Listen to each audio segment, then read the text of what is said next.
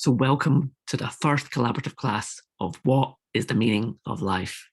So I hope you enjoyed lecture one. In today's collaborative class, we're going to be looking at free will and meaningfulness. So this is the first of two collaborative classes on narrativity and meaningfulness.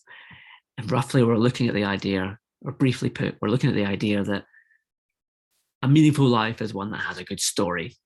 Today, we're going to be focusing on the role that free will plays in having a good story and whether we need free will to have a good story. So we're going to jump straight into a discussion. There's going to be no material to consider, or we don't have to worry about the article that was set for this. We're going to go straight into discussion.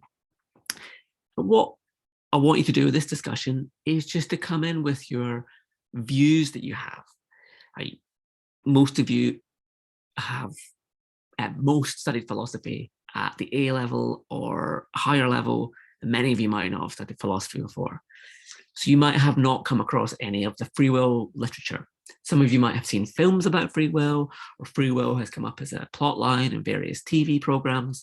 Maybe you've thought about free will. Maybe you've worried about whether you have or lack free will, or what free will amounts to. I want you to bring all these ideas and thoughts and various bits of thinking about this to this discussion.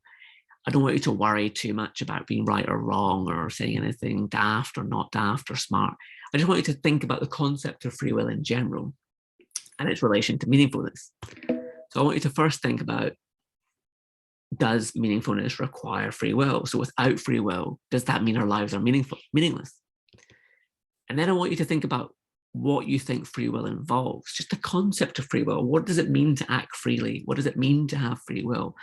You don't have to worry about just getting the right answer. Just think about what it means to you. And I want you to think about all these different conceptions and the overall concept of free will, and start thinking about that and discussing each other's ideas with due respect, and thinking about whether they're plausible, implausible, coherent, incoherent.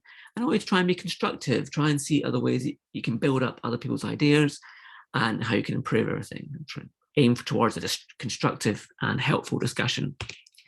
And I want you to think about an empirical question. Do you think you have free will? Do you have an idea of what free will is? Do you actually possess it? Is it something you got? Are you acting freely on a regular basis? Or are you acting, are you compelled by some factors? Talk about all of this. That's the first discussion. I'm going to pause this, and then we'll see you for the second part of the collaborative class.